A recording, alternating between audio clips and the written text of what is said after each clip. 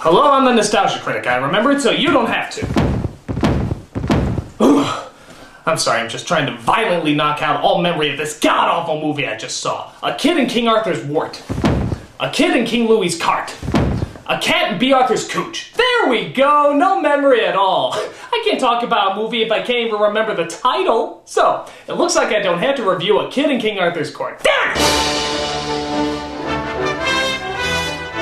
There are movies that are bad, movies that are sinful, and movies that rape the fabric of space and time. A Kid in King Arthur's Court is all of those, with a bucket of shame and a mountain full of writer's diarrhea.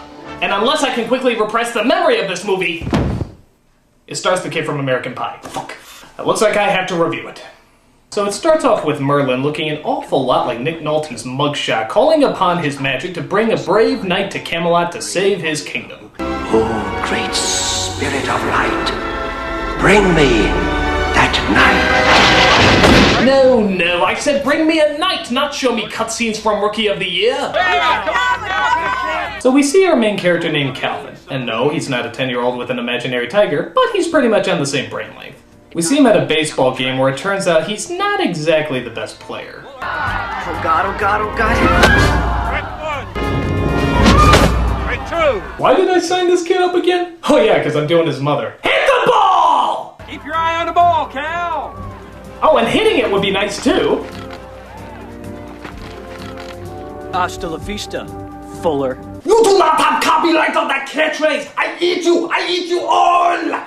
After refusing to hit the ball 3 times in a row, Calvin is forced to take his seat, where his teammates rightfully make fun of him. Fuller, give me my bat. As you wish, Your Highness. Hey, act like the ball isn't gonna rape you, and then you can talk back to the players. Well, it looks like even the Earth isn't fond of our hero, as the ground literally devours him and swallows him whole. Oh, I sure hope there's no baseballs down there. We're then transported to what looks like a fucking Ren fair as the sky shits out our hero and drops him onto some unconvincing medieval costumes. Here! Be careful! I think there's a baseball in there! It'll kill your family! It turns out that the kid stopped a robbery, as precious treasures were being stolen from a very frail and pudgy-looking King Arthur. Find the brave man who foiled the Black Knight. I want to thank him personally. Please. Thank thee, Lord Velasco. Pleasure, Your Highness. Did I mention that I'm the villain? No. Because I don't have to! So Calvin is captured by the guards as they're told that he should be brought before the king. Take him to Camelot. Aren't we in Camelot? Hello? So they take him to King Arthur to decide whether or not Calvin is a threat. But they quickly discover the only threat he poses is to their lunches. Hey guys, where's the boys' room? I've been holding it since the 3rd inning. Where are we going? Hey, don't I get a phone call or something? It's funny because there are no phones in medieval times. Yeah, there's a lot of jokes like that. So Arthur asks the boy a series of questions to find out more about him. Now tell me, what do they call thee, boy? Oh, lots of things. Jerk off, dickweed, bane of my existence. I have a whole list. But the boy seems to amuse Arthur and his 2 daughters that... Wait a minute. When did Arthur have 2 daughters? And is one of them Kate Winslet? Where did you say you were from? Holy shit, it is! It's Kate Winslet! May I suggest for our honoured visitor from Reseda a fortnight of training with Master Kane? Don't try to class up this movie, lady. It's not worth it. Your Highness? Yeah. I don't mean to butt in here, but where's the round table? Round table? You know, where you and your knights have your meetings. It's round, so you gotta look everybody in the eye. No favorites. Everybody's equal. Everybody's equal. Fascinating idea. Oh, so it's because of Calvin that we have the infamous round table. I see. That must have been mentioned in the Lost Scrolls. Too dumb for history. I think it also mentioned why Arthur always wears a lobster bib, but I could be wrong. So Calvin gets friendly with the king's daughter, Princess Katie, where she shows him a secret passageway because apparently all guest rooms have secret passageways. She shows him Merlin's old quarters, where all the swords, armor, spells, and everything else that would have made this movie a lot cooler are stored. That's just Father's old sword. Old sword? That's Excalibur. My, that does know a lot. I watch a lot of CNN. Oh yeah, because they're always talking about that kind of stuff on CNN. Balo planned in danger. The economy is getting worse. Did you know that King Arthur had a sword named Excalibur? More at 11. After Katie leaves, we see Calvin come across a mystical toilet that apparently holds Merlin for some reason. What are you doing here, boy? Stand aside, so I may see my great warrior. Ooh, this is awkward.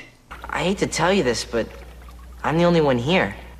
Something has gone horribly wrong. I think you can tell that just by the title. What am I doing here? I brought you here to save Camelot. Arthur is in trouble. His kingdom has been shattered. Plots are going nowhere. Scenes just prattle on and die. We need to do something. So even though they both share the correct notion that Calvin is a loser, he's shown into the training room where they tried to make him a true Daniel Craig? He's in this too? Good God, this is like that desperate porno a celebrity does before he becomes famous. Only more painful and far less entertaining. But it's not just Craig. Princess Katie, it turns out, is a master of swordplay too.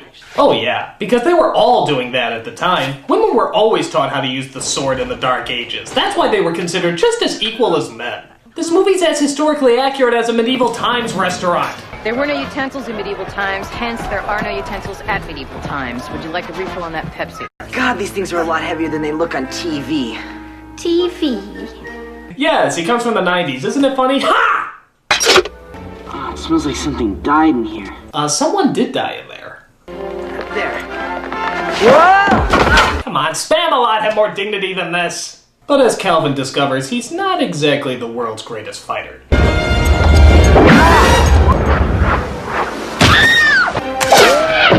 Message for you, son. Hold, guard, turn, parry, dodge, speed, thrust. I cannot believe I fell for the oldest trick in the book. Then again, since I'm here, maybe it's the newest trick in the book. Wow, I can't believe I just heard the lamest joke in the world! Or, since I'm here, the lamest joke in history! Meanwhile, we see Winslet do princessy things like picking flowers and turning down old creepy guys who happen to have the royal hots for her. You are the most exquisite flower in this garden, princess. There is one major difference between the garden flowers and myself, Lord Belasco. A rose will prick you, but I will do far worse. I can't believe I'm gonna be doing Hamlet after this. After that, Calvin asks one of the local blacksmiths if he can make him a pair of rollerblades. Yeah, I'm not kidding, a pair of rollerblades. By the circle builders themselves. Wait, the who? By the circle builders themselves. What the hell does that mean? The Circle Builders? Is that like some sort of medieval rock band? I mean, while you're at it, why don't you say, by the Square Makers of Antioch, or by the Triangle Trimmers of Trickle Street, or by the power of the parallelogram pounders. Ooh, we're really mystical now. So Calvin and Katie go rollerblading through King Arthur's castle. Wow, that did sound as stupid as I thought it would. As they work their way back down to the training room, where Calvin, it finally seems, is getting the hang of actually hitting something. But Lord Balding Skunk is determined to make a mockery of Calvin's achievements. Well, if you've had enough of fighting wooden men, how do you fancy taking on a real man for a change? Look out! He might have a baseball! No! Right in the crystal balls! You will use your belt to hang yourself with, because when I come for you, it'll be worse. Far, far worse. So in order to celebrate his ball-busting victory, Katie and Calvin share a meal together. Beautiful, but what is it? Big Mac. I'd make some chicken and nuggets, but I didn't see any raccoon testicles lying around. Oh my god, it just hit me. I may never see my family again. My friends are gone and I'm in a time period I will never survive it. Oh well. So Calvin and Katie go riding in the forest when they spot Winslet and Craig doing... Whoa! Hot British sex! I never thought the three words would go together, but whoa! But as those two share their love for one another, Calvin tries his hand at this romance thing as well. You deceived me. That was impertinent. You are a clever lad. I think she likes me. Yeah, that's why she kicked me. Most women who like me kick me. I'm a ladies' man. Yeah. However, it turns out that Katie is in love, but judging by this scene, we're not quite sure to who. You are in love, little one. Don't be silly. Can't hide anything from you, can I? I know it all too well myself. Are you talking about Calvin, or...? Does it always hurt this much? Sometimes it hurts much worse. Am I the only one finding this kind of hot? What's to become of our family, Sarah? I know not. But I will always look after thee. Wait, no! Go back! Go back! I want to see him get it on! Farewell, my boy. Oh, son of a bitch! We're right in the middle of high medieval lesbianism! One of the few things I want to see before I die, and then all of a sudden it cuts to those two putzes? I mean, come on! What kind of sexual eroticism can we possibly get out of those two? Never swallow. Never swallow. Go back to the lesbians! Alright, so there's no more hot British lesbian sex. Wow, 4 words I never thought I'd hear together. But Calvin does manage to get the blacksmith to make him a bike. Yep, first it was the rollerblades, now it's a bike. What is it? It's a mountain bike. For God's sakes, how many groundbreaking technologies can that blacksmith make? What is that? It's a Ford Focus, with anti-lock brakes, standard CD MP3 player, and new electronic stability control. Neat, huh? So the two of them decide to ride their bike and go on a picnic. Here we get to see editing at its worst, as it literally just dissolves in every single cut.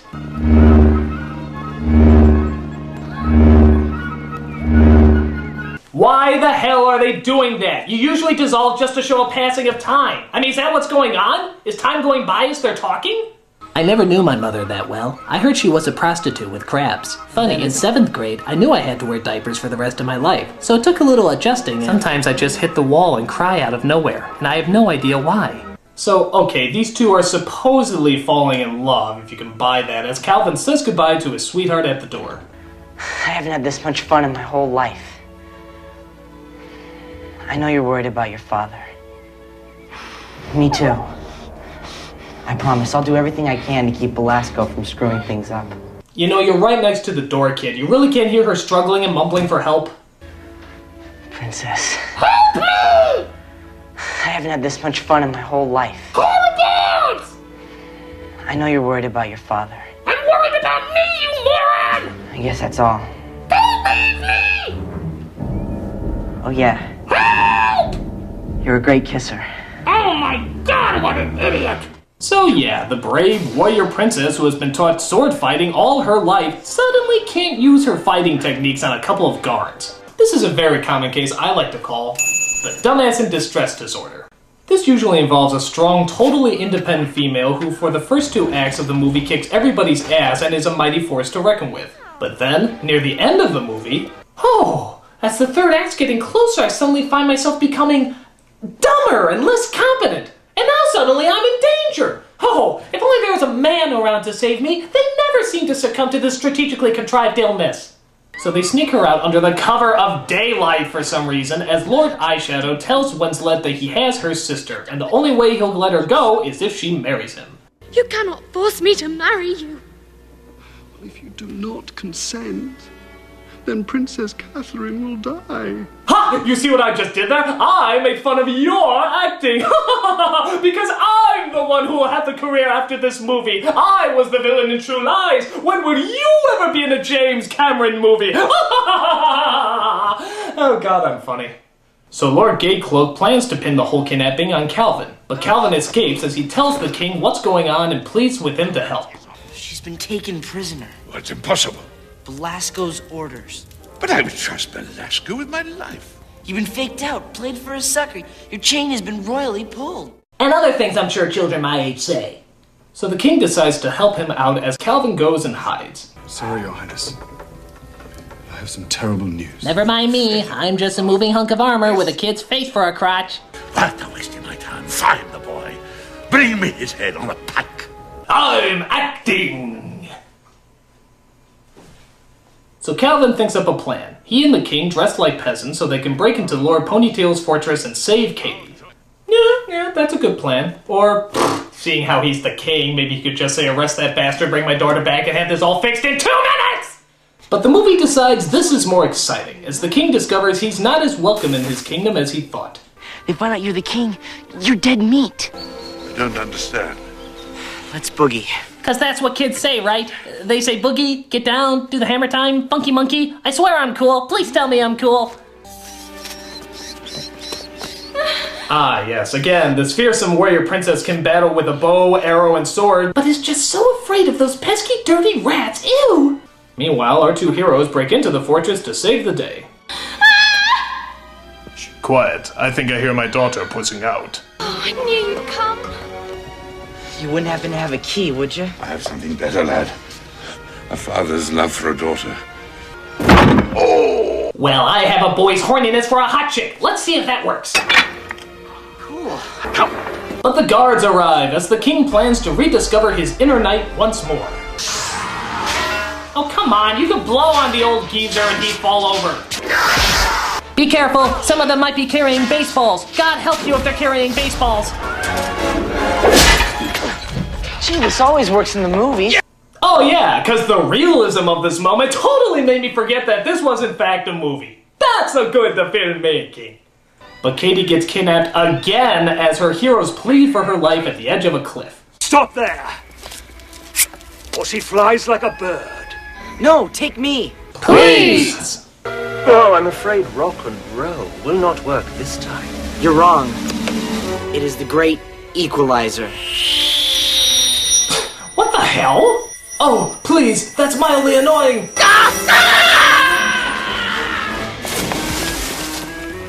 Okay, first of all, the laser on a Discman can't be turned on unless the Discman is closed. Second, how come when the knight falls he suddenly turns into a ham puppet? I mean, did they have any effects for this movie at all? So our heroes finally return the princess back home to be reunited with her sister. Oh, thank God. Oh yeah, kiss her, touch her all over. Now I know what you're thinking. Aren't they sisters? Isn't the idea of them making out sick? Nope. Hey, they're actresses first and sisters second, and that's good enough in my porno book. So now it's time to put that evil douche whore in his place. You're looking extremely well, Your Highness. If you'll just excuse me, I'll go and get ready for the tournament. Welcome back, Tom. What? You're gonna let him walk after all he's done? You're gonna let him walk after all he's done? Even the idiot knows this makes no sense. The people believe me to be a card, and the gods are still loyal to Belasco. Bide that time, young knight. When the hour is nigh, we'll nail him. Yes, well wait until he kills me in my sleep, murders my daughters, and takes his place on the throne. And then we'll really get him. But all is not finished, as there is still a tournament to be had, where the winner gets to win Kate Winslet's hand in marriage. So of course, Lord Unibrow enters the tournament, putting on his most ridiculous Power Ranger villain suit he could find. Go, go, Power Rangers! Daniel Craig gets in the tournament thinking he can win the day, but sadly he's no match for a shiny piece of jewelry on the bad guy's helmet. What a load of pussy. Yes, it's all part of the plan. He wins the tournament, marries my daughter, rules the kingdom, and then we spring into action. But Calvin thinks he can get Craig back on his feet and keep on fighting. So Kane, how many fingers am I holding up? Just a little off the top. Keep the sideburns. Ah, no doubt one of the great James Bond moments. Bond. James Bond. Vodka martini. Shaken, not stirred. Just a little off the top. Keep the sideburns. So it looks like Craig, or someone who looks like Craig, has entered back into the tournament. Will he be victorious? His chances look slim. But somehow, shockingly, the knight stays on his horse and keeps on riding. What the fuck? So they go at it again, this time without that pesky head holding him back. So the knight wins the day, and who exactly was he all along? What a shock! And a load of shit. I mean, by the contest rules, this makes no sense. He didn't fight anyone else, so it defeats the idea of a tournament. This contest should be null and void! And it turns out Lord Harry Browse has the exact same opinion. To meet thy ancestors. But you are my ancestors. Haha! It turns out the mysterious Black Knight shows up to save the day. This is the hero all the town has been talking about, who has been bringing them food and money to save the people. So it's decided he should marry the princess. And just who does the Black Knight turn out to be after all this time? Hello, Father. Hooray! So you shall marry yourself. No, it turns out she's allowed to choose whoever she wants to marry. So she wisely chooses the only person who will have a career after this movie, Daniel Craig. So all is one as Merlin transports Calvin back to his normal time. Is there nothing I can say or do to make you stay? There's several things you can do to make me stay, you just won't do them! So Merlin transports him back and even allows him to finally finish his baseball game the way he wants to, getting rid of his ballophobia.